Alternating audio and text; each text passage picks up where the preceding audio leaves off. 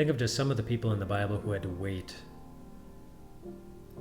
before something good happened, or wait to see the Lord come through for them. Abraham had to wait 100 years before he had a son, and 25 years after God promised him that God was going to have that son. Joseph in the Old Testament had to wait 17 years after his brothers sold him to see what God's great plan was for him, a plan that blessed him tremendously and benefited millions. The Apostle Paul had to wait until he got to heaven, it seems, before he was relieved of his thorn in the flesh. Adam, the original Adam, had to wait over 900 years before he felt perfect again. A boy who was possessed by demons had to wait his entire life before Jesus set him free from them. A man who was crippled 38 years had to wait 38 years before he could walk again. Jesus' disciples all had to wait. And while it was only 3 days,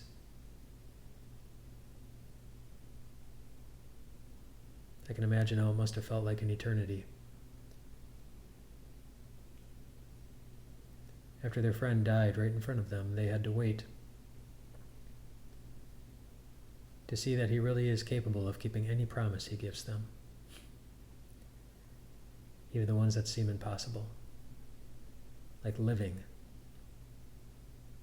after you've died. Since the beginning of the Bible recording history, God was communicating with his people,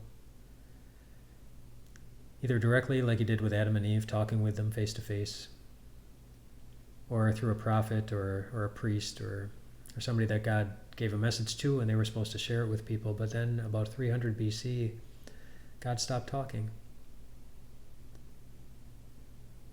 And I bet people wondered, why is God not talking to us anymore? Does he not care? Is he not listening? Is he not real? And they waited. And they waited. And they waited about 300 years until God finally said something. And I bet they were a bit surprised when what came out of God's mouth when he finally said something sounded exactly like a baby crying. But in the cry of that baby was a reminder that no matter how long God's people have to wait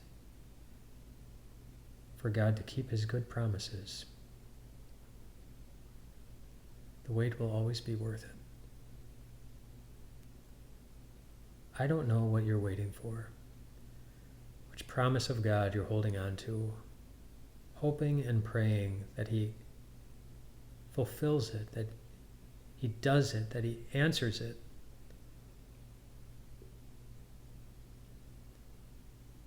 I don't know how tired you're getting, or frustrated, or if you're losing faith.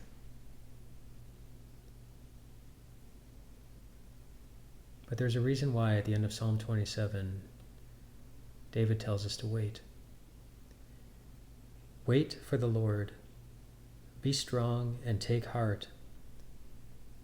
And wait for the Lord. Because he knows exactly what we see in Scripture so often. Any time one of God's people had to wait for God,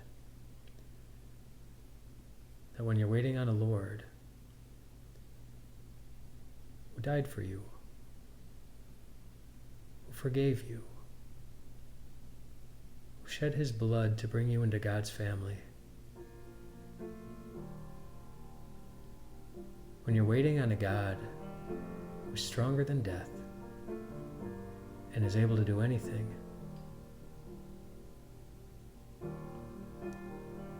your wait's going to be worth it. Your wait's going to be worth it. So rest well tonight, my friends.